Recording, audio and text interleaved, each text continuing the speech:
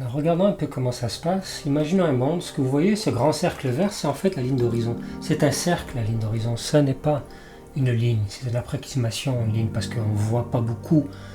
Mais c'est à l'échelle de la Terre, c'est à l'infini. Si on regarde ça par-dessus, vous voyez que là où se trouve la personne au point station, il y a 90 degrés entre les deux points de fuite. Là, je n'ai dessiné que le point de fuite de gauche et le point de fuite de droite. Je n'ai pas dessiné celui qui est droit devant nous, droit derrière, en haut, en bas. Et donc, point de fuite gauche, point de fuite droite, 90 degrés.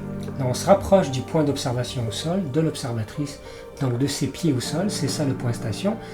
Et devant elle, l'observatrice, il y a un plan de projection. C'est là qu'on dessine en fait. Si on avait une vitre devant nous qui est parallèle au plan de nos yeux, sur laquelle on pouvait dessiner avec un Sharpie tout ce qu'on voit de l'autre côté, on aurait une perspective parfaite. Mais on n'a pas ça, donc le mieux qu'on puisse faire, c'est évaluer, mesurer, et ensuite ramener ça sur notre papier. C'est ce qu'on appelle le dessin par observation. Donc là, on observe notre scène, on passe à travers le plan de projection, on se rapproche de la scène, et vous voyez que la ligne d'horizon qui était un grand cercle, ben maintenant, c'est une ligne, n'est-ce pas? Parce qu'on l'approxime. Et la scène qu'on est en train de dessiner en ce moment, c'est une nature morte créée par mon ami Michel Briteux.